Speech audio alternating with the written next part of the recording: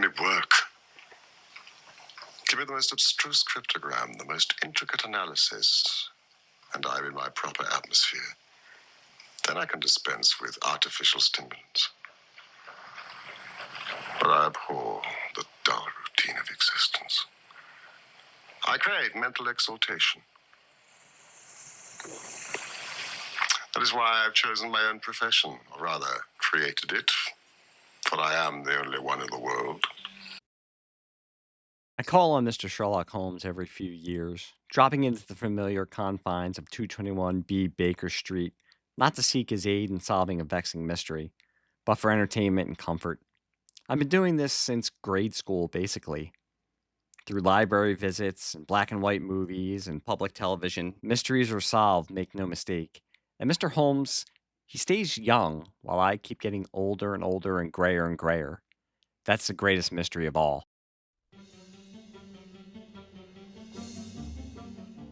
Hello and welcome to the Pop Culture Basement. My name is Mike Jamison. Some called me the Napoleon of podcasters. And with me, making her podcast debut, Sarah Eddy. Sarah, how are you doing today? I'm really good, Mike. How are you? I'm doing well. Excellent. Good to hear it.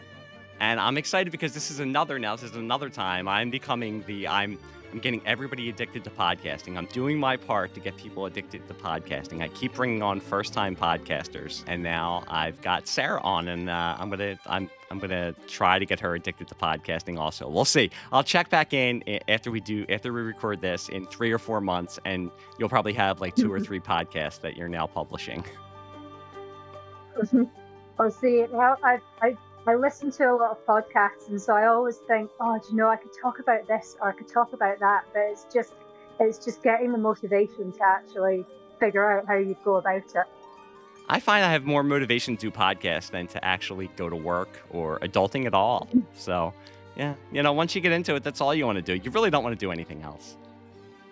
It's the chance to just kind of either talk or monologue, depending on whether it's you or you and a guest. And if you're up for a chat, then what better way to do it than through a podcast? And today we are going to be podcasting, and this is a subject that Sarah brought to me. We're going to be talking about Sherlock Holmes. And Sarah, before we get into it, I always ask my first-time guests, how did you consume pop culture growing up?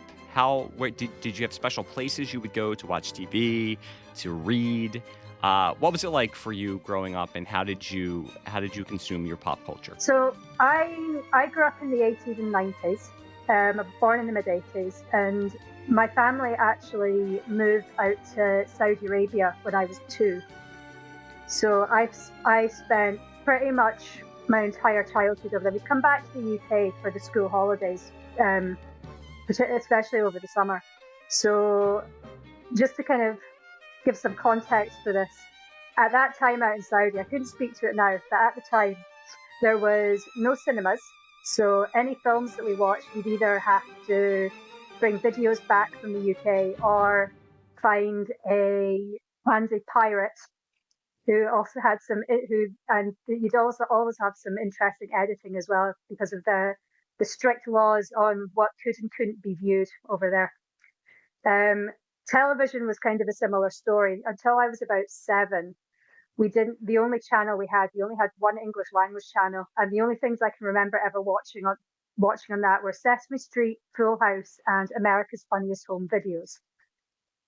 So it was such an amazing thing when I was about 8 and we got satellite television, and suddenly this whole new world of TV opened to us, and which is how I think, as with most of your guests, we started talking through the Best Care Anywhere podcast, and so getting satellite television was how I discovered MASH and a whole variety of other shows. I remember being very into the soap Santa Barbara, and one that's maybe not quite as well known to maybe American listeners, but there was an Australian soap called Neighbours that was a very big deal in the UK.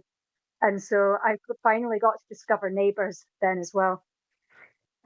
So, yeah, I think, again, at that time, the TV was in the living room, as probably with most people.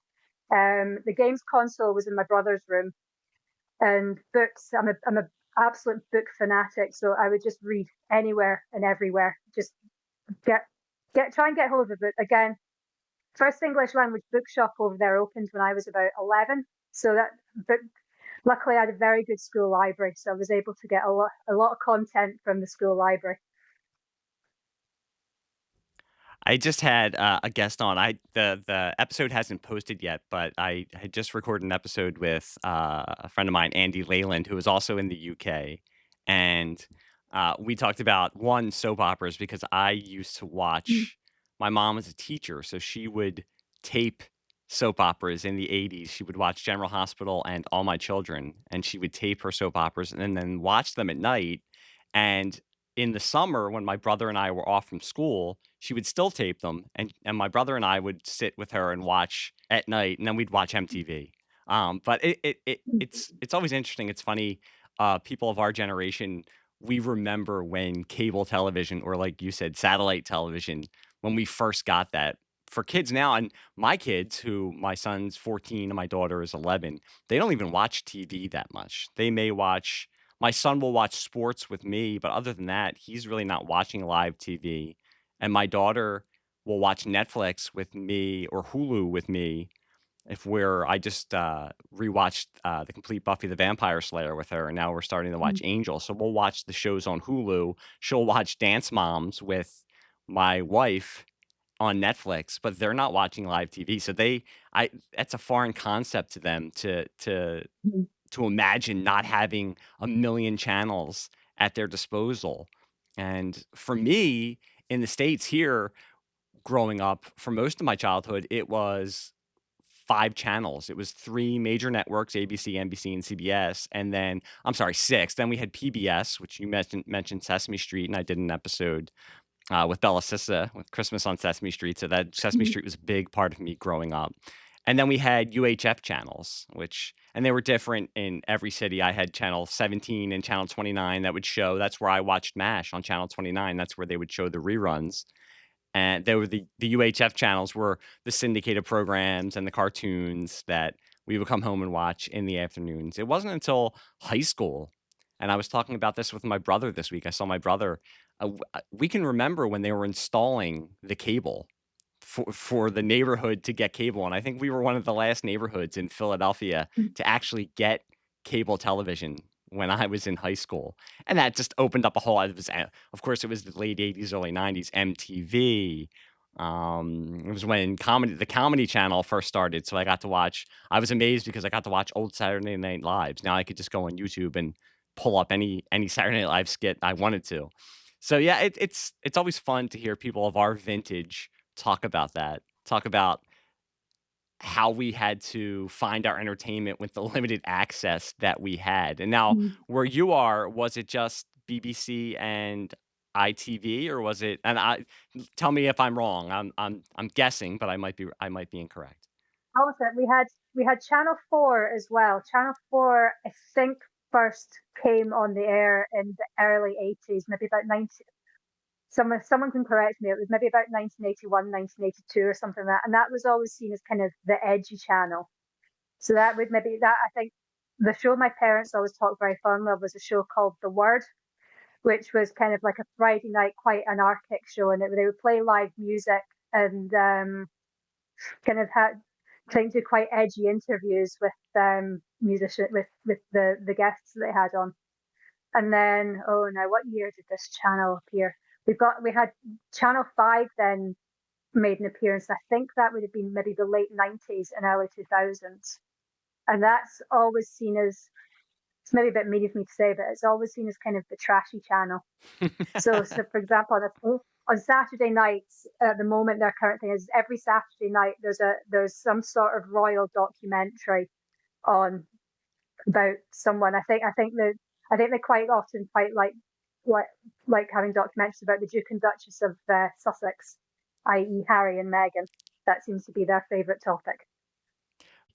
We had naughty channels, but it was basically when you had cable, you would try to switch to the channels that you didn't have, and it wasn't static, but it was all distorted, and young boys would usually try to see through the Mm-hmm. distortion to see if there was anything Yeah, they could yeah, take a peek at, And that's also something different than today, where not me, of course, because I'm a fine, upstanding citizen, but other people can just go online and find that stuff at the tap of their fingers. But no, it was a little bit harder when you were a young boy, just just blossoming into manhood, let's say.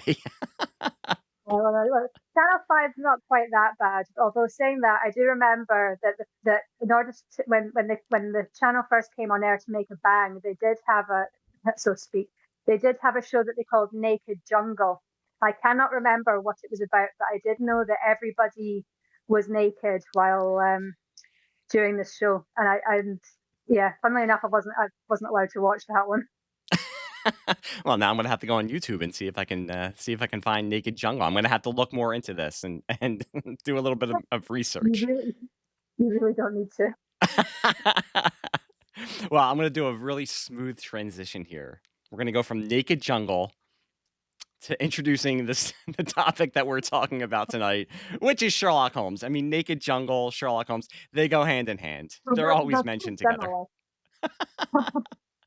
And you mentioned reading. I mentioned in my intro the library. Thinking about it, when you had brought this up, and I had said to you, because we, as you had mentioned, we've met through the Best Care Anywhere podcast. I keep saying to those guys, they don't know what they've brought because they've brought all these people together, and they're also a pipeline for me for my show now for guests. But I'd said to you, hey, I want to have you on the show and tell me what you want to talk about. It doesn't matter. I want something that you're passionate about, let me know. And you brought up Sherlock Holmes. So it made me think about my days. I had a library that was literally about 5 to 10 minutes away from me. It was walking distance. And that's how, before I could drive, I would walk to the library. And it was built where I lived in Philadelphia. It was the last section of Philadelphia that was kind of developed. I lived in a row home that probably 10 years before my mom and dad moved into that house, it was cow pastures. So we were the last section of Philadelphia that was built.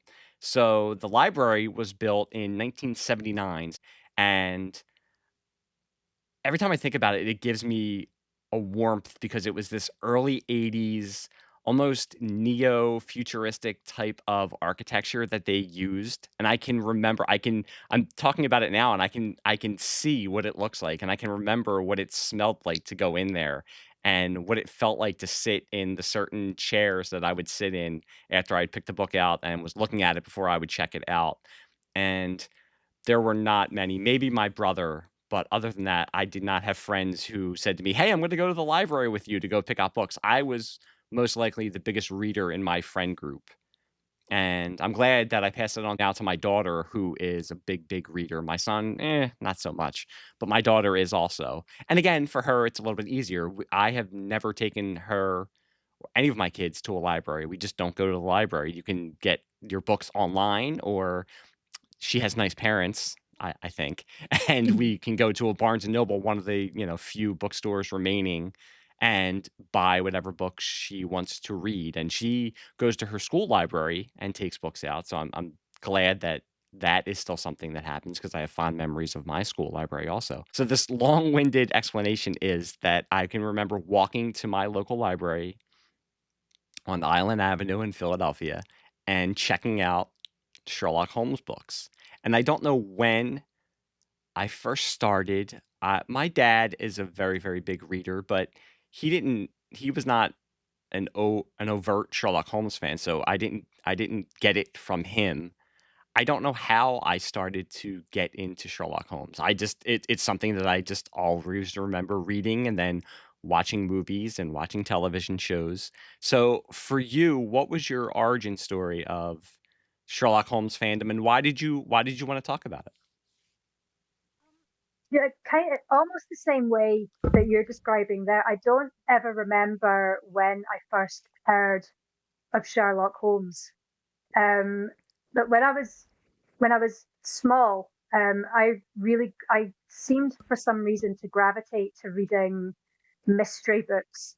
I mean, I remember my granny, the first kind of almost the first chapter book that I think she gave me was a book by an author called Enid Blyton. I don't know if she made her way over to the States at all. Um, she was a writer Oh, she wrote. She was a prolific children's writer from about the 1930s to maybe the 1950s or 60s. And her most famous series was probably The Famous Five, which was about a group of five children who would go off and have adventures. She wrote a ton of boarding school books, which I think my parents blamed for me desperately wanting to and actually eventually going to boarding school when I was 13. Um, but the first book of hers I read was a book called The Mystery of the Disappearing Cat, which was part of her mystery series, which was again five kids and their dog solving crime, basically. And I just absolutely adored it. And from there, I kind of, when I outgrew them a bit, I kind of gravitated onto Agatha Christie. But throughout these books, that there are, the mentions of Sherlock Holmes and him being the inspiration for all this. I remember watching Basil was the Great Mouse Detective film when I was small as well, and so it just seemed kind of a natural thing from that to go into Sherlock Holmes. And I do remember finding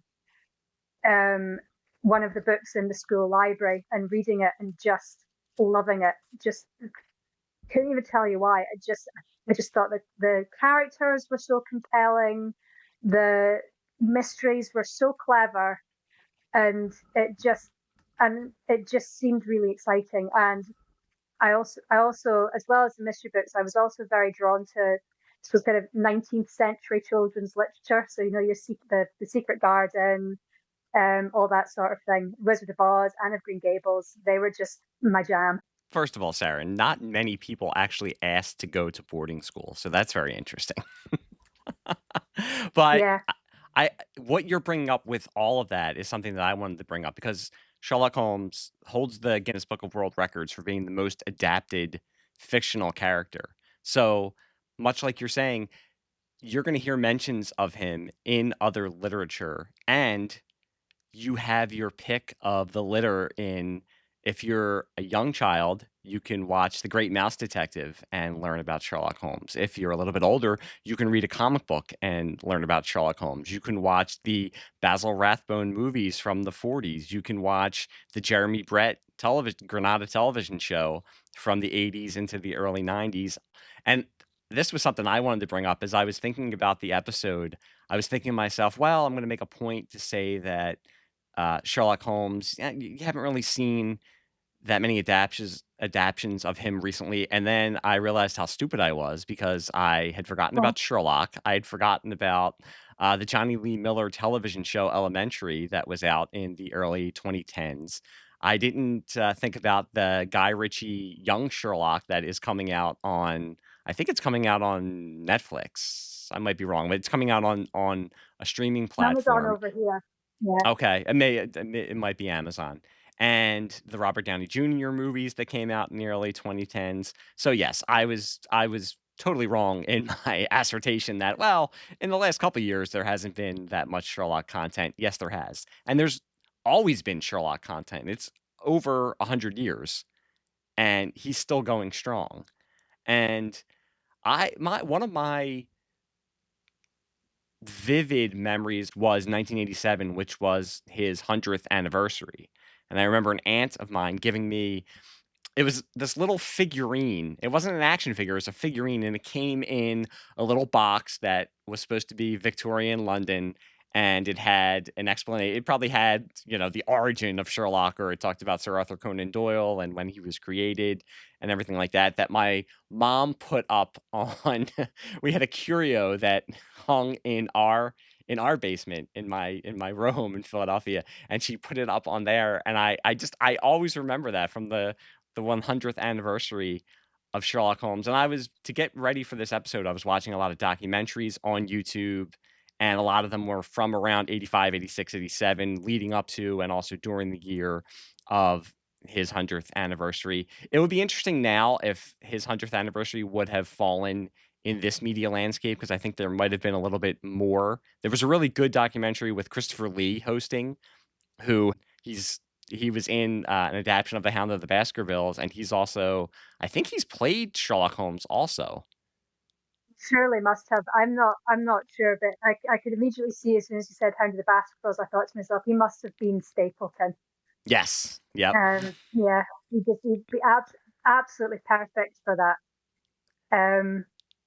But yes, I think I'm trying to think what I kind of watched to prepare for this was I'd not actually seen Elementary. I'd kind of balked at it a little bit when it first came on. I think because I was very drawn to Sherlock, and I wasn't quite comfortable with the idea of for whatever reason, I was a bit suspicious about a gender swapped Watson. So I had a watch of it last weekend there, and John Lee Miller is a pretty good Sherlock Holmes. Um, and there's another show as well that has just come on over here. I think it's on its second series in the States called Watson, which is, and I've seen that they've got Robert Carlyle playing Sherlock Holmes. And I think he seems like he'd be a pretty good fit as well. Yeah, and that's one of the great things. You know what? I'm gonna jump into it right now. Who is with all of these adaptions, and we can talk about how last night before I went to bed, I actually watched the cartoon Sherlock Holmes in the 22nd century, which Oh I think my, it came out yes, in the early I 2000s. watched some of that. Hmm. Yeah. And it just goes to show you that as a character now, I would say Batman, one of my other favorite fictional characters, is obviously inspired by Sherlock Holmes. One of the great things about Batman is and one of the reasons why his popularity has remained so high over all of these years is that you can put him in comedies. You can have Batman set in the 1930s. You can have Batman set in the future. You can do mysteries with Batman. You can do adventure stories with Batman. And Sherlock Holmes as a character is the same way. You can do kids' cartoons with Sherlock Holmes. You can do a comedy with Sherlock Holmes, and they have done. You can do obviously mysteries with Sherlock Holmes. You can do romances. You can gender swap Sherlock Holmes. And I think that's one of the underlying reasons why the character has always been in the public eye for all of these years and has been adapted so many times. So when we're talking about adaptions and we're talking about movies and television shows, what is your favorite iteration of Holmes? Actor or I mean, you could say actor or series of movies or television shows. You know, it's actually I actually would struggle to pick out a favorite because I think all the people that have played Sherlock Holmes in whatever iteration, whether it's actual Sherlock Holmes or whether it's something that's very clearly based on the character but goes by a different name, is they all bring a different facet of the character to the role. So if we take Benedict Cumberbatch, for example, he's very much on the kind of on the aloof and arrogant side of the Holmes character, whereas Robert Downey Jr. obviously takes on the slightly more eccentric side of the role. And so John Lee Miller, it seems from the one episode I watched, seems like he's also going down the slightly more prolific, but I think imbues Holmes with a bit more humanity than maybe Benedict Cumberbatch did. And I think the other thing that I think, which was very clever on the part of Arthur Conan Doyle when he was writing the stories, was the way that he presented the stories of having them written through the viewpoint of Watson and having him as Holmes's biographer, because then you can then as technology has advanced over the years, you can then update it. So you had Martin Freeman's Watson was Holmes's blogger, and there's a very good podcast series on at the moment called Sherlock and Co, which is an audio drama basically. And so they've taken the concept of Sherlock Holmes and they've presented it as a true crime podcast. And their aim is to dramatize every single short story and novel and present it in the podcast format. And it's just, I think it's such a clever way of, again, updating the format of Holmes and keeping it fresh for current listeners, because let's be honest, podcasts are everywhere. Yeah, I've heard that. I'm going to definitely check that podcast out. But you bring that up is, I think that just illustrates the point that Sherlock Holmes can mean different things for different generations, but you can also adapt him into different generations. You can, with Sherlock in the 2010s, and I think just being a fan of the character, I was intrigued by it, but also being a fan of Doctor Who, knowing that it was Stephen Moffat, and why can't I think of the other creator who did it with him? I can't think of. Data. Thank you, Mark Gatiss. I knew they were behind the creation of the series, so that made me interested in it also. And I do like Benedict Cumberbatch's portrayal of him. I think I agree with you that he is a little bit. He does lean more toward his antisocial behaviors, but that's another Mm, thing with Holmes. I think is that every adaptation you get, different actors can bring different sides of the character out, and there's so much to choose from. And you said Robert Downey Jr. brought a little bit more of the eccentric side. I think those movies also brought more of the action and adventure because I think they were afraid when they were releasing those movies that, oh, well, I don't know if audiences now are gonna just be into a guy walking around and solving mysteries with a magnifying glass. We need to have, and they're in the books, the bare knuckle mhm. boxing and all of that kind of stuff. It's there, but creators can always, and I think that's great. And I think again that's why the characters lasted so long. Creators can pick and choose all these little points and decide, well, we're going to emphasize this a little bit more. My favorite adaptation is Jeremy Brett. Yeah. I watched all of them fairly recently. They're fabulous. When I reread some of the stories, or if I read a comic with Sherlock Holmes, that's whose voice I hear. And also, I like Edward Hardwicke as Dr. Watson a little bit more than David Burke because they Mhm, famously changed after the second series. They're both very good, and we can get into adaptations of Dr. Watson also because they can vary wildly. But mhm. yeah, I think Jeremy Brett was very much able to, where I'm talking about all the different aspects. I think he was able to convey all of the different aspects of Holmes, his eccentricities and his arrogance, but also his humanity and the little bit of action adventure and intrigue that you get with the character. And I think in my opinion, and that's what's great about this character also is you're going to have thousands and millions of fans who are going to have different opinions and none of them are wrong. But in my opinion, I think he was able to convey all of those different aspects of the character and make it compelling because, as we said, you with the Benedict Cumberbatch Sherlock, it's being adapted for the modern world or the modern world of 15 years ago.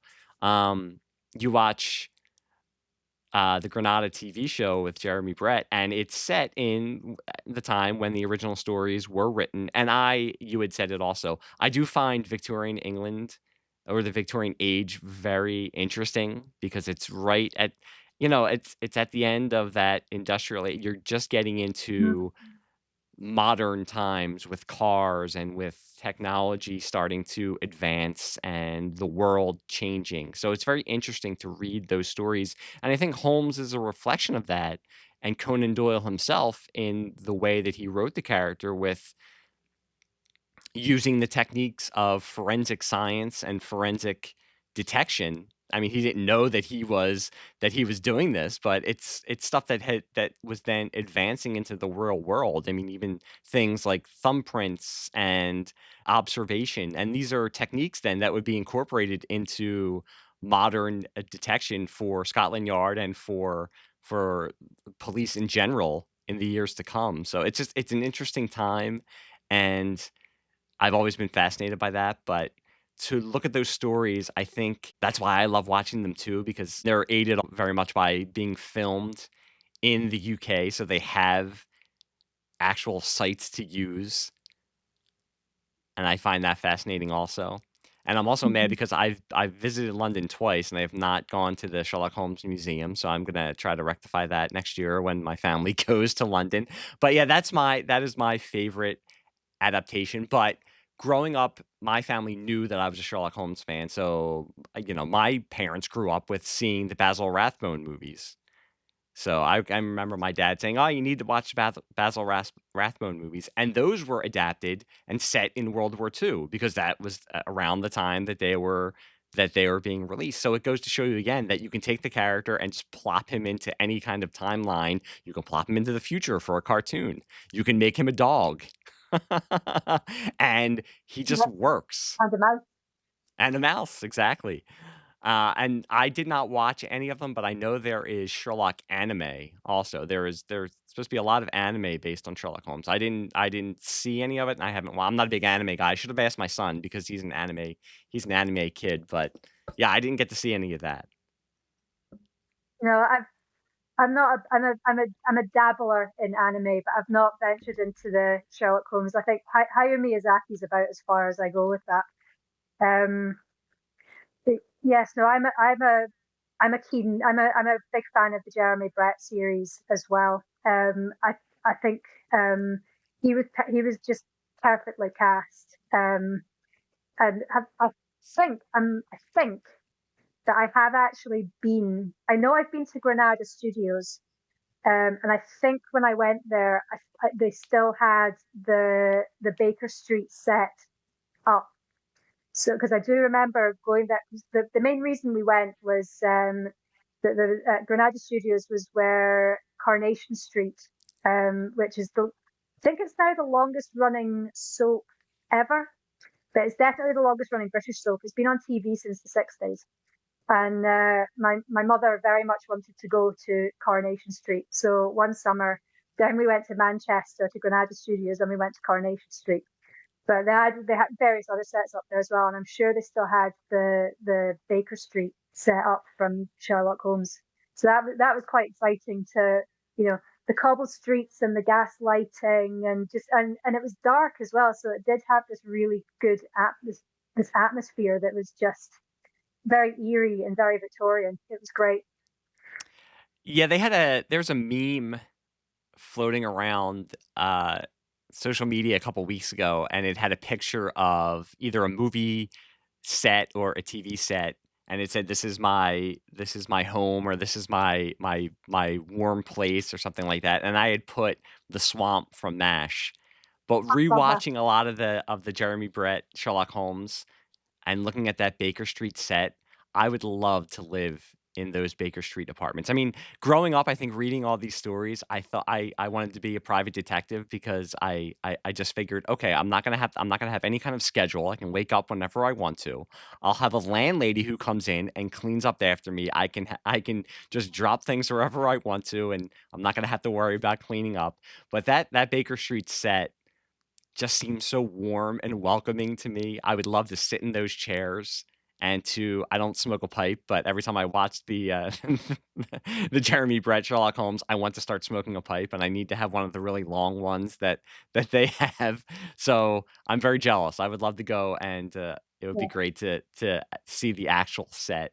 Do you remember, because they were on, I think they started in 84 and they went to 94, because Johnny Lee Miller, actually, we keep bringing up Johnny Lee Miller. He holds the Yeah. record for playing the character the most because that show was on for a while. So he did so many episodes that he's played the character the most.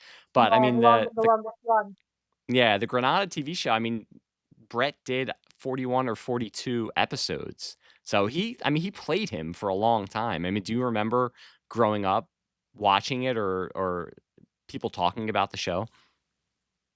Don't remember watching it. I actually there's always been, and I actually found it last week when I was looking at this. There's always been a scene from um from the Sign of Four that's always been ingrained into my mind, and it's the chase down the Thames when they're trying to get the jewels, and they have, what's the catch name, Tonga is shot and flung into the river, and I found it, and it wasn't a Jeremy Brett one. The actor playing Sherlock Holmes was a man called Ian Richardson. I don't know if you've heard of him. The name sounds familiar. He's probably best known over here for playing Francis Urquhart in the original House of Cards from the 80s. Um, which again, I watched that maybe about 5 or 6 years ago for the first time, and what a sinister character! Just to go off on a wee tangent there. Um, then he was a pretty good Sherlock Holmes as well, actually. Ian Richardson. He probably was in the Jeremy Brett vein of being quite a very kind of presenting him as quite a rounded character. And interestingly as well, Ian Richardson then about 10 or 12 years later played Joseph Bell in a series called Murder Rooms: The Dark Beginnings of Sherlock Holmes, which was I suppose kind of it was presented Arthur Conan Doyle solving mysteries. And then if you were a Sherlock Holmes fan, you could find like little bits peppered here and there that you could recognise from being put in the stories. So I suppose Ian Richardson's played Sherlock Holmes and the man who's allegedly based Sherlock Holmes was based on. So Yeah, there's a fun little fact. yeah. Famously, Joseph Bell, who was at the same college that Arthur Conan Doyle was attending, he was one of Conan Doyle's mentors, and it's Yes, at the interesting University of because Edinburgh.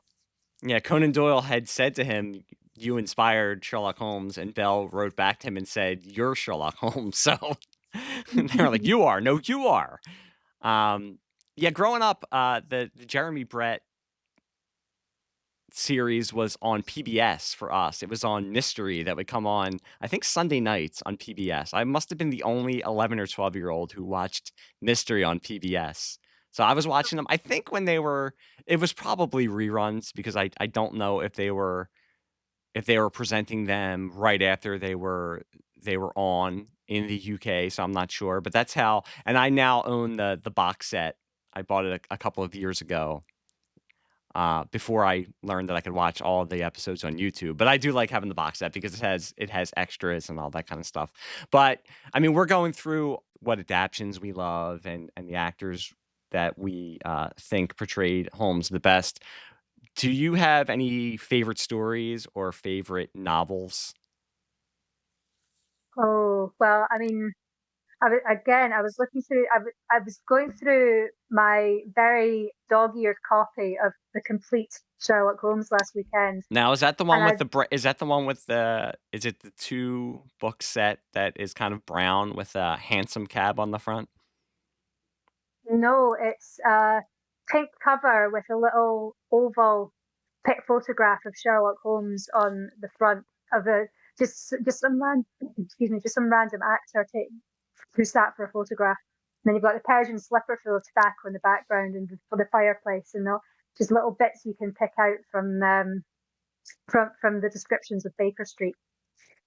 I grew up I have upstairs in my wife's office because that's where we have all of our books, but it's a 2-book set, and I think it might be Signet was the publisher, but I'm not sure. I'd have to go up and look, but it's it was the same when I was growing up because these were the ones that I would take out of the library. It's 2 thick paperbacks, and they just have a hansom cab on the front of them. But before we did this, I was just Googling trying to find because I can remember I don't have a lot of the paperbacks that I had have been lost in moves, but I can remember the covers of them. And they were these really great covers from the early 80s with painted, they were painted covers and with scenes, like the Adventures of Sherlock Holmes had the scene from The Final Problem with Mm. Moriarty and Holmes fighting on the Reichenbach Falls, and The Return of Sherlock Holmes. It was a blue cover with Holmes sitting in a train and just smoking a pipe, and those are also the vivid memories I have are of going and looking for the books in the library or in the bookstores when I was a kid with my mom and my grandmother. We'd go to the mall and I'd hang out in the bookstore while my mom and my grandmother shopped, and I would just look at all the books and look at all the covers and sit down in a corner somewhere and read. So I just went on Google and was trying to find all of the covers. But I'm sorry, I interrupted you. What are your what are your favorite stories and novels? Well, think I mean, I'm trying to think what I was reading. So I actually, when I went through and read a couple of stories, I didn't actually read what I would maybe consider my favorites. I actually kind of read the ones that were, I think, probably seen as more iconic. So, Scandal in Bohemia is obviously one of the big ones because that was the first short story. and it's also the one that features the one and only appearance of Irene Adler, who everybody wants to seem to use in various ways in TV series and films.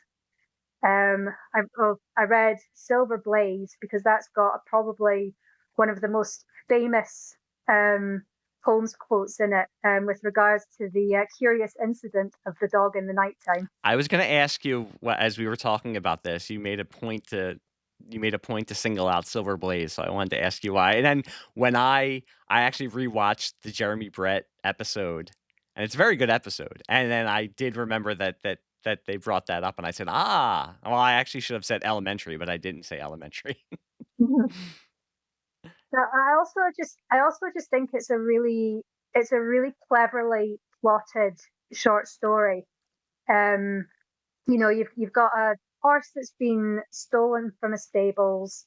You're given all the clues. You can figure it out yourself. You're given the point that the boy in the stable was fed a curry, therefore that's disguising the flavor of the drug that he was given to put him to sleep. They make a specific point of talking about sheep being lame, so the what's his name, the horse trainer has obviously been practicing hobbling the sheep, and the whole thing is just a very clever piece of plotting, I think, from Conan Doyle. It's just a great old-fashioned mystery. Yeah, and I like that you bring that up because I think some people, and I brought up with them coming out with the Robert Downey Jr. movies, and I think some network, I almost said network execs. I think some of the executives at studios are worried when they bring back Sherlock Holmes because I think they're afraid that audiences now, and when I say audiences, I mean younger audiences, need to have the action. They can't just have Holmes looking into the disappearance of a horse. But the stories and then the adaptations of the stories are so well written, and the whole point, I think, hook with Holmes is his observations and deductions. I mean, I'm gonna sound like one of his clients who, when they walk in and he tells them you're 45 years old and your wife made you eggs for breakfast and you just walked through the mud and you came here on a dog cart, and they don't understand how he can tell that, and he explains it by saying, I observed this and I deduced this, and they invariably say, oh, it's all so simple, I should have realized that. But I think that was, for me, reading the stories was the hook. There's a lot of the stories where there are some where you don't know until the end, obviously, because they're mystery stories. You don't know until the end who killed someone, who stole the horse, who done it. But there are some of the stories that you do kind of know, or it's not that big of a mystery, but you're reading because you want to go through the process of Holmes figuring it out, and you want to see his process. And I think that's sometimes forgotten, that these stories live on because they are very, very entertaining, even if they have been written over 100 years ago. It's also the chemistry between the characters in the stories. And I think that's what, with characters who've been adapted so many times, that's what you also have to capture, is the chemistry between Holmes and Watson, because if you don't have that chemistry, I don't think the adaptation is going to work. No, I think that's absolutely right. You need to have, because I mean the one thing kind of threaded through all the stories is how strong the friendship is between Holmes and Watson. I mean, I know Watson writes a lot about Holmes kind of giving off an appearance of being very unfeeling and not, you're never quite sure what emotion he has. But then I'm trying to, I think it's the story The Three Garridebs, and Watson actually gets shot, and there's a description of Holmes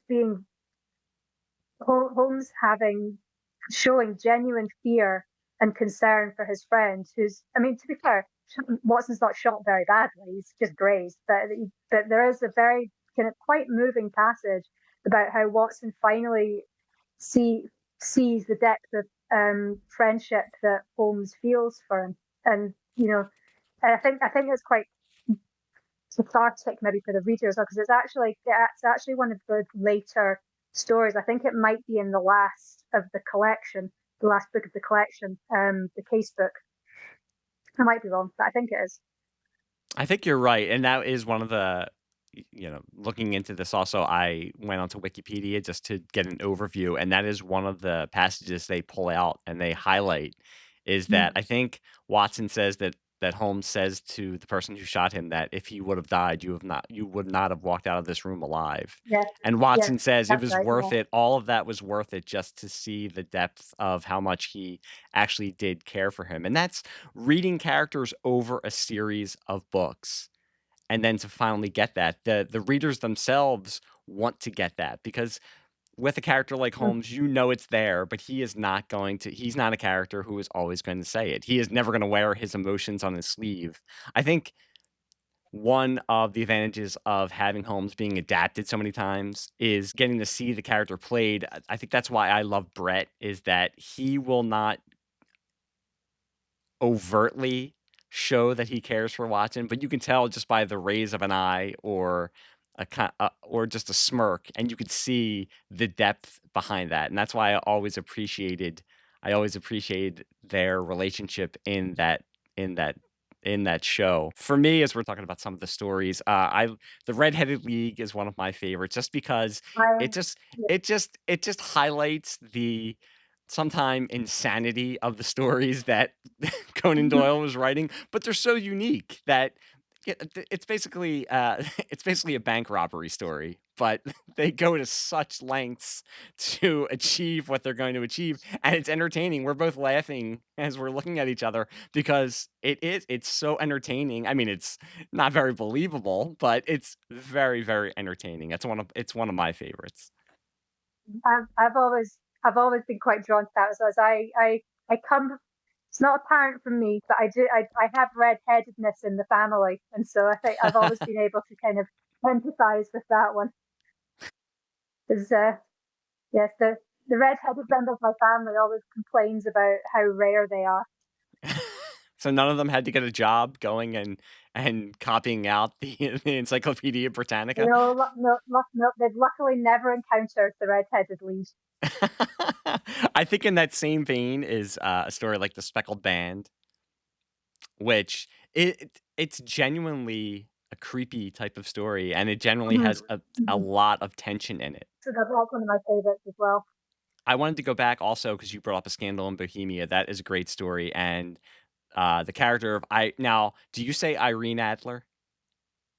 I pronounce it Irene. I know that there's Irene and a couple other pronunciations, but I've always in my head pronounced it as Irene. Okay, I have also, but I thought I was just being a stupid American, so I was going to ask you first of all if I was saying it right. And again, I watched the Brett series, so I watched The Scandal in Bohemia. It's a really good episode, actually. And they had said it as Irene, I think. Am I saying it correctly? I had never heard it pronounced. I guess I heard it when I watched the episode before, but I had forgotten. So I had a crisis of conscience. I thought I was pronouncing it wrong all these years, but I've heard it as Irene Adler for so many years. But you brought up, yeah, she is famously the woman, as they bring up. But because Holmes is famously, he's just not, women to him, they don't fit in with his lifestyle. He doesn't trust women, and I don't think the way he's made up his personality, he can't love. I mean, I think the closest he comes to love is his relationship with Watson. So people who have adapted the stories over the years, they, of course, as I said before, with picking and choosing different aspects, they've always picked Irene Adler as a love interest for Holmes. And she really isn't. She is just the one woman who was able, he has the utmost respect for her because she is the one woman who was able to best him. Yeah, no, there's another female character as well, that Violet Hunter, and I cannot remember which story she is in. But at the end of that story, there's a little kind of postscript from Watson saying he had hoped that that Holmes would keep up some sort of correspondence or relation with her, I was disappointed to see that that did not happen. And so I think from that makes very clear that Holmes is just not interested in any sort of romantic relationship whatsoever. He's all about the work. In the same vein with Professor Moriarty, people who know Sherlock Holmes, and it's funny because I was watching uh, some stuff, and my daughter came downstairs, and I said to her, I'm watching a documentary about Sherlock Holmes," and I asked her, "Do you know who Sherlock Holmes is?" And she said yes. I mean, she couldn't rattle off facts about him, but she said to me, "Yes."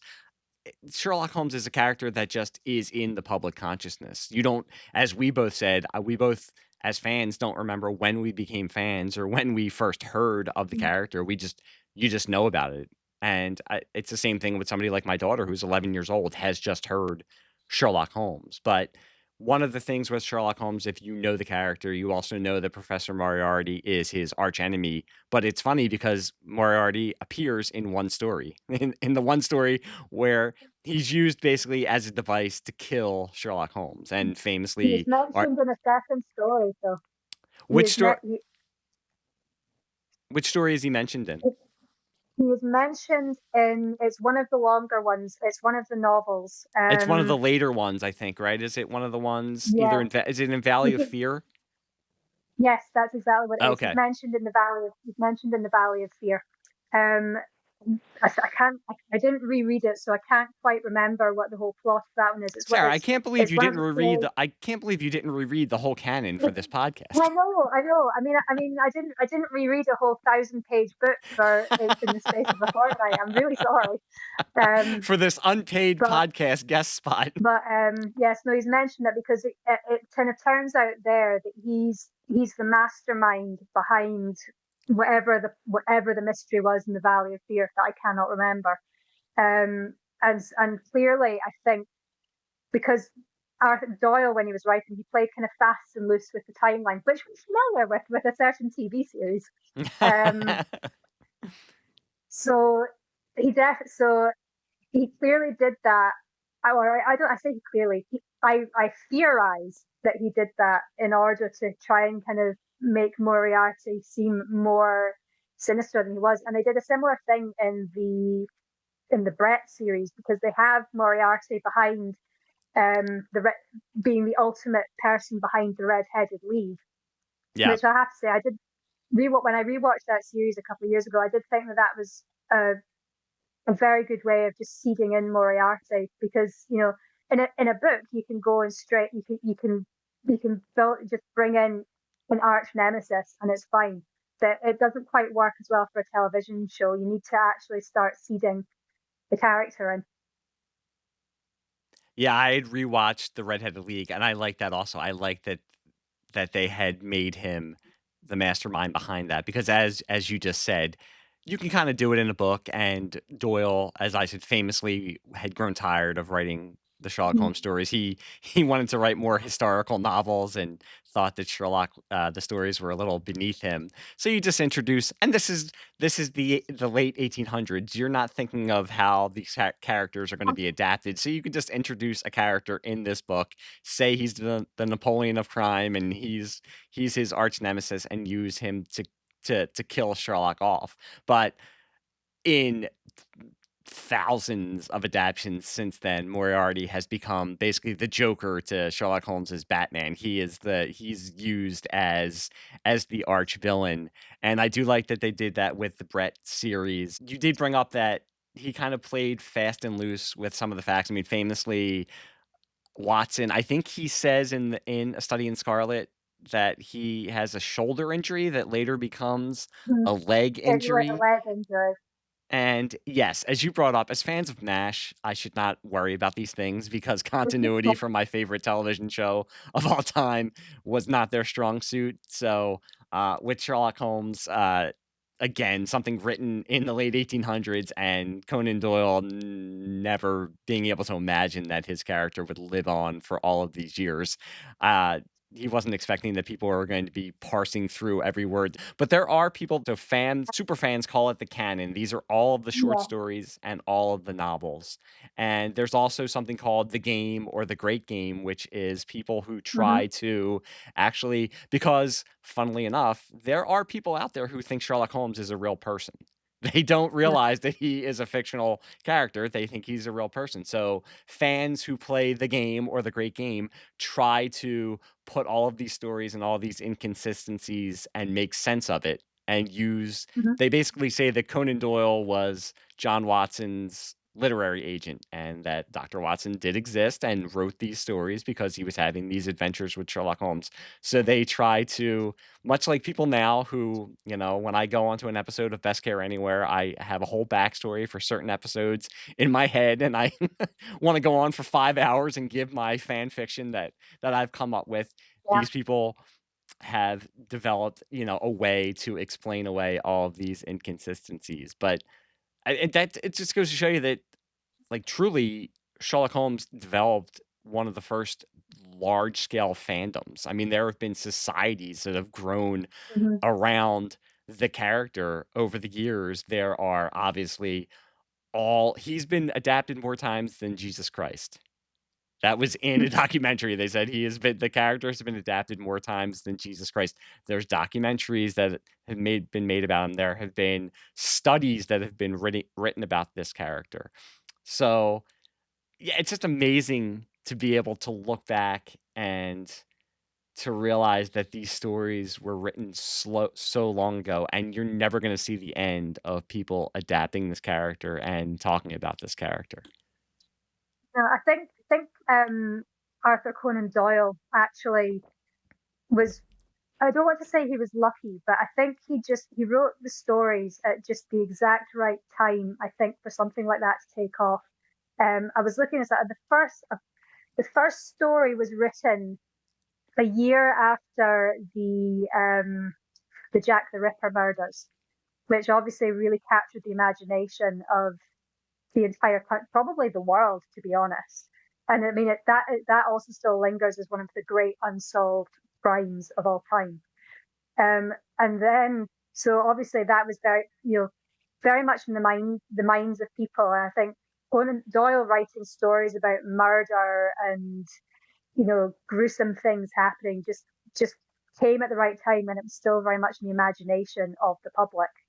And then, because they were so popular and they kept on, he was still writing the stories at the time that cinema was invented, and so people were looking for things to make into films. There you go. There's the greatest, the the most popular crime stories of the time. Let's make them into films. I mean, you had Mr. Keaton's Young Sherlock. No, not Young Sherlock. Was that the name of the Buster Keaton film? Young Sherlock. Sherlock Do you know off the Jr. top of your head? Sherlock Jr. Sherlock Jr. Okay.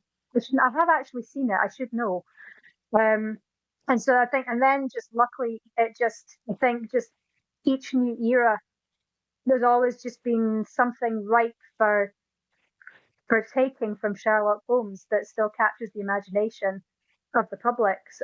So well done, Arthur Conan Doyle, for seeing something and taking his opportunity, because he wasn't getting any patients in his doctor's surgery. That's very true. Yeah, Beaton's Christmas Annual, 1887, was A Study in Scarlet, and Holmes and Watson actually talk about Edgar Allan Poe's creation, Dupin, who Yeah. was basically the first fictional detective. And they also talk about, I think it's a French author, was it Lecoq, was another detective that they talk about. I might be saying that wrong. Mm. But Doyle gives credit to Edgar Allan Poe and says Edgar Allan Poe started all this. So I was inspired by him. Now, Poe might have created the genre of detective fiction, but Conan Doyle brought it to the masses. And I think that's a really good point that you brought up with the time that he was writing in. It was just ripe for these types of stories. Uh, as you said, Jack the Ripper, and we can go into that with these are the other ways that Sherlock Holmes has been able to endure for all these years, because there have been Sherlock Holmes versus Jack the Ripper, Sherlock Holmes versus Dracula. and you can bring him into these different genres. Sherlock Holmes has met Batman famously in a detective, I think it was Detective Comics number 500, and it's supposed to be Sherlock Holmes is still alive. He had retired to Sussex and he was beekeeping, and he had discovered something in the honey that he was able to take that was able to keep him alive. So Batman meets So, Sherlock Holmes and says to him that I read your stories growing up and I was inspired by you. But you can, and there were, I also used to buy from my local comic book store when I was younger. They would collect the newspaper comics that they had done of Sherlock Holmes in the 40s and 50s. I had an aunt who gave me, it was a collection of the radio dramas that they used to do, and I think it was Basil Rathbone, because I believe that he and Nigel Bruce also did radio episodes of the Sherlock Holmes yeah. adventures. So there's so many different genres that you're able to adapt them into also. And I'm gonna have to look on Google. I can remember the cover of the comic with Sherlock Holmes and Dracula, where it's Sherlock Holmes standing on the edge of a cliff, and there's a looming in the distance is just a huge the huge face of Count Dracula with blood dripping down, and that goes even into the Hammer Heart. They weren't they might have been Hammer. I'm not sure if they were that Hammer had produced them, but um, in the 60s, that Sherlock Holmes, I mean, The Hound of the Baskervilles is probably the most adapted of all it's of his interesting. stories.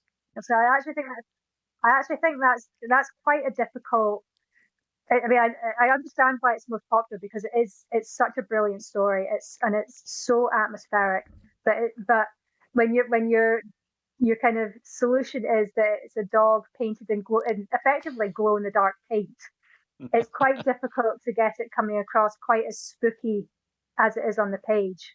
But I think they've I think all the versions I've seen though have given it quite a good go. They've tried their best. Yeah, it was Peter Cushing played Holmes, and he was actually very good. I watched a couple of, he was actually in a television adaptation from the late 60s and did a few of the movies. He did Hound of the Baskervilles. I think he was actually he reminded me a little bit of Brett in his portrayal of Sherlock Holmes. But I think with Hound of the Baskervilles, what attracts people to it, and you're right, it's a little bit like Stephen King, who people love his books, but one of the main complaints of fans and just casual fans alike is that he never sticks to landing, that the endings aren't the best. And I think with Hound of the Baskervilles, it's because it contains horror, it contains the supernatural, it contains the mystery, but Mm. yeah, the ending, it's not the most satisfying ending. I think that's also why in adaptations they change it a lot when they adapt it. I think sometimes they change or they tweak it a little bit. I think sometimes because for a novel written in 1901, I think it was it 1903, 1901 or 1903. It was probably that's going to shock the readership for somebody watching it now, and Yeah. even even a couple of years ago, you might watch it and say like, there's actually an animated version of it that I was flicking around YouTube last night. I think it's from the early 80s. They have an animated adaptation of Hound of the Baskervilles also. There was a version from the early two early two early 2000s that had an actor called Richard Roxburgh as Sherlock Holmes, and again he's got another Sherlock Holmes connection because in the in the film version of League of Extraordinary Gentlemen, he plays Moriarty. But so he flips it around to this. Ian Hart played Watson, and Stapleton was played by Richard E. Grant, who gives very good villain. And again, it's for the most part it's very good. But again, just like the story, I suppose it doesn't quite stick the landing. I'm surprised that It's just, I'm surprised Richard E. Grant never played Sherlock, because I could see him as Holmes. I was thinking that as well. Actually, when I was thinking back over that episode, he would have been a very good fit. I want to say that he's maybe played him in an audio version. Okay. I might be wrong, but I want to say that. So he's almost been Should Sherlock. be. He's almost been Sherlock Holmes, and he's almost been the Doctor. I mean, he basically was the Doctor in a. Was that a video game or was it animated or? Possibly animated. I'm trying to think. Now, did he also? He might also. He might also have been in the comic relief short film that was written by Stephen Moffat. It's a Curse of Fatal Death or something like that. Something like that. That flipped. Yeah, that I think went through about 5 or 6 regenerations in 10 minutes, and it ends with Joanna Lumley being the Doctor. Can this podcast get any more British? We're talking about Sherlock Holmes and we're talking about Doctor Who. I can get even more British if you like. You'd probably lose me because those are the only really 2 British things I can talk about. Now I want to bring up, we're talking about Sherlock Holmes, but we can't ignore his faithful companion. We can't ignore Dr. Watson. Now, how do you like your portrayals of Dr. Watson? Because again, I'm going to go back to the Jeremy Brett series. I like how they handled Dr. Watson. Growing up, especially watching the Basil Rathbone series, Dr. Watson unfortunately gains the reputation as being a bumbling fool. And if you read the books and if you watch some of the other adaptations, you do realize that while he may not be Jude Law and out there punching people in the face and and doing some form of Victorian karate, Dr. Watson he's a medical man. He has been in a war. He is a very intelligent man. Just compared to Sherlock Holmes, your intelligence is always going to pale in comparison. So I do like how he was portrayed in the Brett series. I actually like Edward Hardwicke a little bit more than David Burke. But I think they were both very good. But I do like when Watson is at least he's not portrayed as an equal to Sherlock Holmes, but he's portrayed as someone who is at least competent and not a bumbling idiot. Yes, no, I'm exactly the same. And I will say I do have a lot of time for Jude Law as Watson. I think he's very good. I actually thought he was good. I didn't dislike his portrayal. But I think when I first saw that he was going to play Watson, I said to myself, okay, I kind of know where this is going, but I thought their chemistry together, and I don't think they're not great movies, but they're fun movies. I like, now, we're going off on a tangent, but did you have any problem with an American playing Sherlock Holmes? I actually didn't, because I have a lot of time for Robert Downey Jr. I'm a bit of an MCU. As much as I'm not a big comic book person. I dabble, but I am a big MCU person. I love the MCU, so I very much enjoyed his Tony Stark, and so I was interested to see what he would bring to a Sherlock Holmes. And I also knew that he would be able to do the English accent because I knew that he'd played Charlie Chaplin. And so I kind of figured that he would be able to do the accent. I enjoy those films a lot, actually. And what I like about them is it's one of the very few Sherlock Holmes films or TV series that actually lets Watson get married to Mary Morstan, who is always just in the Brett series, in various other iterations, appears as she is the main protagonist of the Sign of Four, but is then just waved away to allow the Holmes and Watson relationship to continue as it does.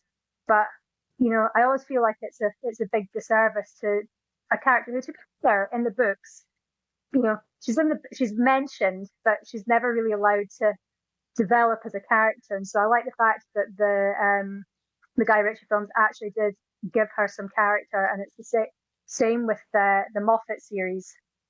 And again, Martin Freeman is a Watson that I enjoy very much. He's a very good John Watson. Yeah, I think Martin Freeman is very, very good as Watson. And I like that portrayal also because I think it's very honest.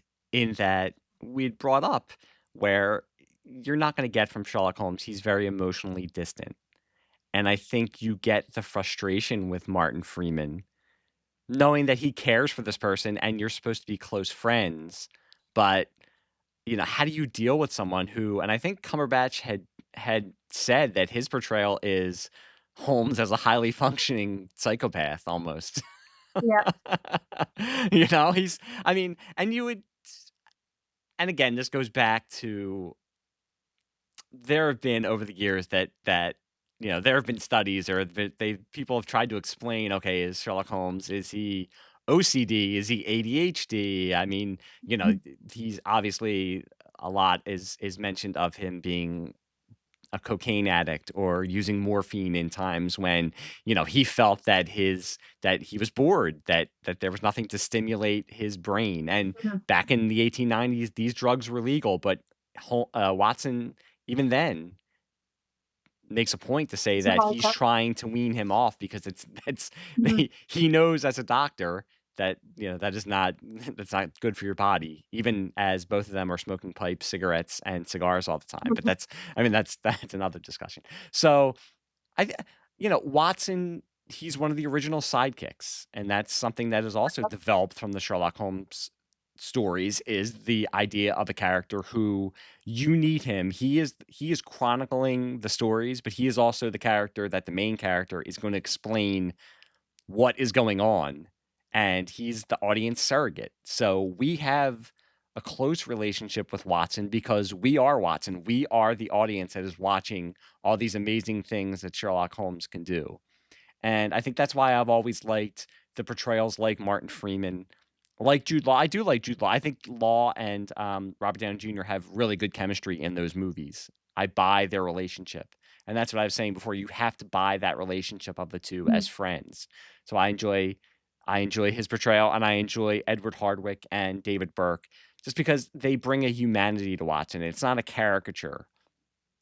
And it's also made years later. I mean, those Basil Rathbone, Nigel Bruce, they're fun adaptations to watch, but I don't think they were being cranked out very, very quickly back then in the 30s and 40s. So I don't Mhm. think they were worrying too much about the character development. They just wanted to get the movies out, and they're still fun. It's still fun, but you see it in other adaptations that Watson he can kind of be in the middle where he's not played as the total exasperated bumbling fool that he can be played as, and he's also not played as a totally competent companion. He can sometimes be played in the middle, but I do enjoy when he is played like Martin Freeman, like the Granada TV versions of the character, where he is uh, not on the same level, like I said, because you're never going to be in the same level as Sherlock Holmes, but he has his place in the story, and he is a vital companion to Sherlock Holmes. Yeah, no, absolutely. I think in one I of the think that's stories, I'm sorry, I'm interrupting. I think he calls him his Boswell. Which Boswell. Yes. yes, Yeah. No, from from Samuel Johnson. Um, yes. No, I think that's why as a story I really enjoy the Hound of the Baskervilles as well, because Holmes is actually not the presence in that for about half of the book, and you actually get to see Watson working on his own, and he comes very close to actually solving the whole thing himself, and you get the sense from the book that that even though kind of Holmes turns up for the last action sequence, that if he'd been given a bit more time, Watson would probably have figured it out eventually himself, but from a slightly different angle that Holmes did. Um, and that actually, the version of the Hound of Baskervilles I was talking about earlier, with that had Richard E. Grant in it, the what Ian Hart playing Watson in that is also a characterization of Watson that I really like. And what's interesting in that one is that they actually play out some of the frustration that you do sometimes get from Watson in the stories, particularly in The Hound of the Baskervilles. There is a moment, I think, when they're reunited, when Watson discovers that Holmes has been there all along, where he does get a little bit annoyed because he thinks that Holmes hasn't trusted him to go and try and handle this himself, and they bring that across quite strongly in this Hound of the Baskervilles adaptation, and it's quite an interesting aspect. And I think they carried that on a little bit with Freeman and Jude Law as well. You do get, you know, the irritation it must be being hanging around with a character like Sherlock Holmes. And that's one of the through lines also in the stories. Holmes will say to Watson, "You know my methods," and Watson is always trying to, in his own way, to use the methods that he's observed Holmes using. And he's not always right, but he and again, I'm saying this as watching the television show, especially, you see that Holmes is pleased that he is trying to use his methods because he knows that he's learning from him. Yeah. And even though he might not get it totally right, in most stories, Holmes will say that to him, "You know my methods, apply them and see what you can." And I do like that. I do like that. I like when you get to see Watson on his own and shown as someone who can handle. I mean, Holmes will say to him all the time, bring your revolver, because he knows that if he's going to have somebody back him up, that's who's going to back him up is Watson. And there's other, and this goes back into the world and you can even say the IP that is Sherlock Holmes. Other side characters over the years, I can remember buying a book in the mid to late 80s that was basically the adventures of Inspector Lestrade, which posits that Holmes really isn't the genius that he claims to be, and it's really Lestrade who saw. And I think they've made a series out of them. I only read the first book, but we brought up Irene Adler. There have been book series featuring Irene Adler, Mycroft Holmes, Sherlock Holmes's brother. There have been books because you can, and Doyle unwittingly, I think, created these characters, and they're such great characters that you can take them and add backstories to them, or you can put them in different adventures, and they can stand on their own as characters and carry their own series. And I think we just want to visit that world all the time. That, as you brought up, it's such a place and time in history that is so interesting that people want to visit that world. But you can also take these characters and put them in different times and put them in different situations and different mediums, and still it's gonna hold the public's attention. Yeah, I mean, you could even change the names and move them to Chicago and have one a Mountie, and you have Sherlock Holmes. Now, which one was that? That was a TV series from the 90s called Due South, which it's one of, I think it's up there with MASH as being one of my most favorite television series of all time. And the basic premise was a Mountie, for various reasons, moves to Chicago to work at the Canadian consulate, but solves crime with a Chicago police officer, and it's very, very clearly a take on Sherlock Holmes. There's no mention of Holmes. The character is not called Sherlock Holmes. The character is called Benton Fraser. But he uses the same methods that Sherlock Holmes does. And again, it's a similar sort of thing. If you have some quite dark mystery stories, but then you have some things that are utterly ridiculous. And it's glorious. I would thoroughly recommend checking it out. That it's absolutely a take on Sherlock Holmes. And interestingly enough, I'm gonna, if you're putting it up there with MASH, I'm definitely gonna check it out. Yeah, I mean, it could just be because I discovered it at about the same time that I discovered MASH, but I love it to bits. Well, that's very interesting. I'm definitely going to check it out then. Yeah, and one of the people behind, I think he was one of the script writers, was a man called David Shore, who then went on to become the creator of House, which is also an alternative take on Sherlock Holmes. Yes, yes, very much. And I didn't watch House, so I mean I knew what it was, but I didn't watch it. But then I would start hearing that, oh, okay, this is basically they're doing a riff on Sherlock Holmes. And then I started to just look into the character and see, and it's yes, it's basically Sherlock Holmes as a doctor. It's medical mysteries. And that again just shows how malleable the character is. That you can put a Sherlock like character or just put the character and have a different name and put him in any kind of situation and you can get, I mean, I think House lasted for like 7, 8, 9 years. So Mhm. there is a hunger for this type of storytelling from the general public. And I think that even with, we keep bringing up, I had a bunch of stories written down. I had The Dancing Men and obviously The Final Mhm. Problem, The Adventure of the Empty House. You're going to go from people like us when we were in grade school or high school discovering the original stories, or you're going to have somebody go and watch the Robert Downey Jr. movies or go on YouTube and see the Nigel Bruce and Basil Rathbone stories and start watching that, or they're going to see a cartoon and they're just going to get into it because it's just I don't think there is ever going to be a time where people are not fascinated by these stories and the way they're told, and there's not gonna be a time that there isn't Sherlock Holmes in the general consciousness, and that just goes back to how stupid I was to think that, "Oh, there really hasn't been that much stuff in the last couple of years," until I actually sat down and thought about it and said, "Yes, there has, dummy, come on." I mean, as I was, looking into things for this, I did kind of come to the realization that every, every single police procedural that has been on television for the past 50, however many years, finds its origins in Sherlock Holmes.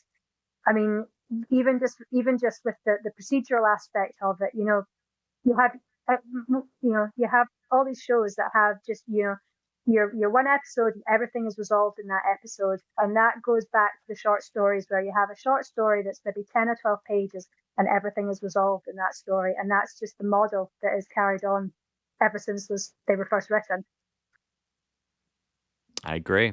So before we get out of here, I do wanna ask you, I wanna get it down on the official record. So who is your favorite Sherlock Holmes? You have to give me one. Yeah, no, I think I'm with you, and it's Jeremy Brett. He's I think he might actually have been Sherlock Holmes. Yeah, and it's funny because I saw an interview with him and he said he believed he was miscast when they cast him, and I also looked more into it, and they had people who were working on the show, and they said he's basically Sherlock Holmes.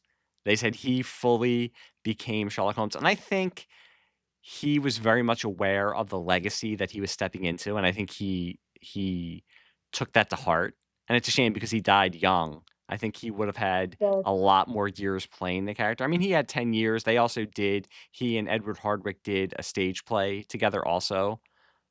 So he had a lot of time to play the character, but it's a shame that he died young because I think that he would have kept on going. But yes, I feel like out of all the people who have played him, he just is the character. And yeah, it's maybe because I grew up and he was one of the first that I really experienced playing Sherlock Holmes, but yes, I think out of all the people that he most that he steps into that skin and becomes that character.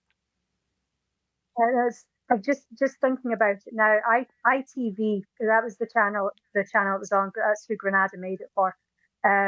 They clearly have form in casting classic television detectives, because they also had they ITV was also where the David Suchet Poirot series aired over here. And again, as far as I'm concerned, David Suchet is Poirot. I need to read some of those stories and also watch the show. I obviously that's another character I just know who it is, and that is the actor that Mhm. I've seen the most play him. And I've heard from just fans, and I know people who have read the stories and have watched the show that say he is the definitive version of that character. So that's something I need to to kind of familiarize myself with. Now, do you have other, I know you're saying Brett, but is there a favorite movie, a favorite Sherlock Holmes movie that you would say you watch? Do you know, it's probably the Robert Downey Jr. ones. I just even just as general. I mean, disregarding the fact that it's a Sherlock Holmes film, I just think they're really good, fun action. Action historical. Well, they're not quite. I suppose kind of. Well, they're almost steampunk, those films, and that's an Yes. aesthetic that I do enjoy. And so yeah, just for a good time watching a film. I mean, the Guy Ritchie Sherlock Holmes films really are just a lot of fun. Yeah, I think it's an interesting because I like Guy Ritchie, and when I first heard it was announced, I at first thought, okay, I don't know how this is going to work because I know Guy Ritchie's style, and Yeah. Sherlock Holmes seems about a million miles away from what Guy Ritchie's style was. But I like how I like how he combined his style, and I also like I'm not, I'm not, like, a super fan of steampunk, but that's another genre that lends itself to Sherlock Holmes that I'm sure I can't bring up a specific example. I mean, the movies, yes, they dabble in it a little bit. I am sure there are steampunk novels or comic books that have used the character, and I think the character lends itself to that. So, just once again, that you can, again, put the character in any type of genre and the characters can work. Um, I wouldn't say favorite book because they're collections of stories. So I would say, do you have a favorite story? Mm, that one's more tricky because there's that I think. Yeah, it would be a coin. It would be a coin toss between probably the Sign of Four is a coin toss probably between the Sign of Four and the Speckled Band. The Speckled Band is one of the stories that just always has just been embedded in my brain ever since I first read it. I'm not sure why. I don't know if it's just the slightly spooky aspect of it. It sticks with you. That's that one. Did you watch the Jeremy Brett adaptation of The Speckled Band? I did, yes. I thought it was very Yeah, no, good. that. Yeah. And that's No, another they. one Yeah, that, they. that it's got the mystery aspect of it, but you also can bring in, not that when I say horror, it's not, it's not gore or anything like that, but there are suspense and horror aspects in that story. Um, there's humor in the story. So it's one of the better examples. That's one of the ones, and you had brought up earlier when we were talking about different stories and stuff, there are certain classic Holmes stories, and that's one of the ones I think if somebody said to you, "Hey, I want to read Sherlock Holmes, what story should I read?" That's one of the ones I would go to and say, "Read The Speckled Band," because this will show you what you're in for if you're going to read these stories. Yeah, another one that is a favorite of mine. It is just because it's so ridiculous. Is I can't remember the name of it, but it's when they just it's when they fight. It's when they have to go and track down a Christmas goose or where a Christmas goose came from, and it It's the turns out it's it's because the it's blue got carbuncle. The blue the carbuncle. blue carbuncle. I Yeah, just watched that a that's couple that. nights ago. It's great. I love that because it's just it's the two ends of the spectrum. You've got the spooky horror aspect of the Speckled Band and just the utter absurdity of having to track down where this goose has come from. Yep. It just shows just all the different ways that you can solve a mystery, and it doesn't necessarily need to be crime. Yeah, and it doesn't necessarily they're not every story isn't somebody has been horribly murdered or somebody has been Mm. kidnapped. Sometimes they're looking for a jewel and and they're trying to find out where a goose or who a goose has been sold to. Yeah, it's a great story. It's also a great adaptation by on the Granada show. It's really fun. Yeah, it's the same that I'd love to have seen how Stephen Moffat and Mark Gatiss would have made of that one Yeah, and if they ever did more episodes. they keep asking them, and they keep asking Benedict Cumberbatch if it'll come back. But I think Cumberbatch has reached that level of stardom that he doesn't really need to do and even Martin Freeman. They're both in the MCU, so they both. I'm Uh-huh. sure they don't need neither of them need to come back and do it. But as we just said, I mean, this will go on and on. Amazon is coming out. That's Guy Ritchie is coming out with the young Yep. Sherlock series. And within the next couple of years, I'm sure there'll be another movie adaptation or there'll be another TV show, and it could be set now, it could be set in the future, it could be set in the actual Victorian age. And there'll be another adaptation of Sherlock Holmes. This will never end. This will continue far beyond when you and I are not here Yep. anymore. And that's, I mean, I think that's all you can ask for if you create something, and if you're a fan of something also, is you never want these things to end because you never want to get your fill of them. No, it's just a shame that Conan Doyle found that Sherlock Holmes was a bit of a millstone. He probably, if he was still around now, probably mortified to see that's his most lasting legacy. Well, I watched something last night. It was a documentary on Conan Doyle, and two of the things that stood out were, one, his mother, when he told his mother that he killed off the character. She said to him, "Why would you do that?" And there was also a fan letter, and this just goes to show that we all think, oh, Twitter and all this toxic fandom. He got a letter from a woman, and it just began, "You brute," after he had killed off the character. So Well, this was going on over 100 years ago. I don't think she was wrong, yep. actually, but No, and at that time, calling someone a brute was the worst insult. well, Sarah, I just wanted to say I am, one, I'm glad that you agreed to come on, but two, I am really glad that you suggested Sherlock Holmes as what you wanted to talk about, because it got me back into the character, and it got me reading some of the stories again, watching the Jeremy Brett show, and I also I think tonight, because my son and I are home this weekend. My wife and my daughter are away at a dance competition. That's why I had to push this episode back an hour, and Sarah was gracious enough to let me do that because I was watching a live stream of my daughter performing at her dance competition. But I think my son and I tonight, after he is hanging out with his friends, are going to watch the Robert Downey Jr. Jude Law movie. And I'm sure he also knows Sherlock Holmes, but he has never watched any adaptation of Sherlock Holmes. So I'm going to see if I can sneakily start getting him into Sherlock Holmes. But yeah, I was really Awesome. excited that, one, that you agreed to come on as a guest, and two, that you suggested Sherlock Holmes. It's been great. It's been really great being able to talk about what is truly one of my favorite things.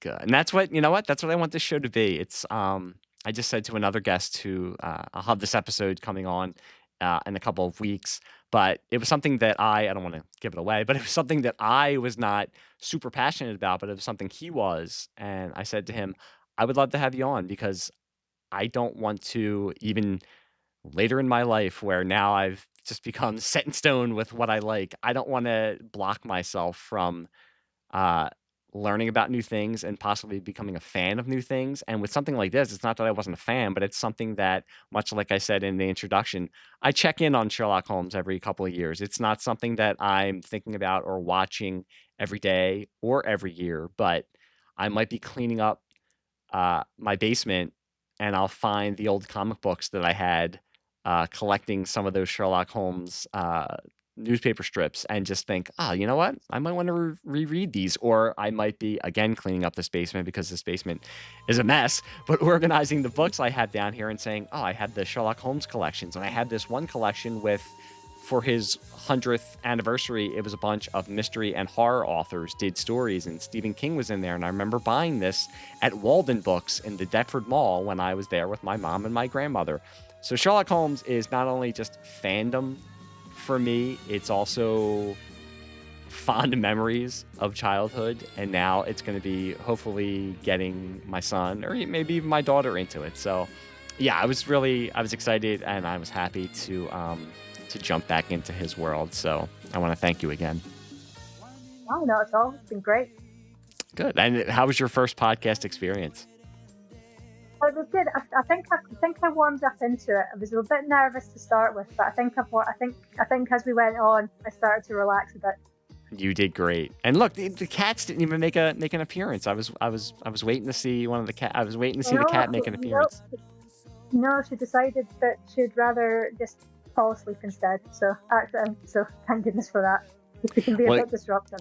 You know what? The next episode you're on, I want to have the cat on also. So we need to have the cat on. I'll do what I can. But until the next time, do you want to give out your social media credentials, or do you want to stay relatively anonymous? I'm on Blue Sky, Sarah Eddy at Blue Sky. I am on Twitter, but I don't really post anything. I get an opinion on one thing from Twitter, I get an opinion on another thing from Blue Sky, and in between that is I'll maybe see what my opinion is. You know what? That is way too mature. So you probably shouldn't be on social media because you're way too mature for social media. For me, I am on Blue Sky. I am on Twitter, and I'm glad you call it Twitter because it would just be silly to call it the other thing. I'm on Facebook, and I'm also on Instagram. I've joined the 21st century. I'm on Instagram now. I'm just on there as Pop Culture Basement. So if you're looking for me, look for Pop Culture Basement on one of those platforms. And as I always say, please drop me a line. I would love to. I love the community that builds up around the podcast. If anybody has any suggestions for episode topics, or if you want to come on the show, please look for me on those various social media platforms. And if you could, and I'm always humbly asking, we are on Apple, we're on Spotify, we're on YouTube. If you can just drop a review onto Apple, it helps with the algorithm and it helps to get the show out there. So I am very, very humbly asking. It does not have to be a 5-star. You can give a 4.5-star review. That's great also. But just to like and share the podcast with your friends and your family, and to drop a review on there, it always helps. Sarah, I want to thank you again, not only for coming on. I want to thank you for coming on because I had a great time talking to you. We brought up Best Care Anywhere earlier, and the community that's grown up around that podcast is great, and it's how I meet new friends like you and how I get new guests like you. So that is awesome. But I want to thank you again for coming on, and I hope to have you on again soon. I'd love to come back. Yeah, it'd be great. That's awesome. And until then, I just want to say to everybody out there, you know what? Go to your local libraries. Go in there. Go find a nice, quiet corner. Look in the mystery section. Pull out a Sherlock Holmes book. Sit down there. You can turn to any page. I guarantee you're going to have a great time. But until then, I want to thank Sarah once again. Thank all of you guys for listening, and I will talk to you soon. Bye.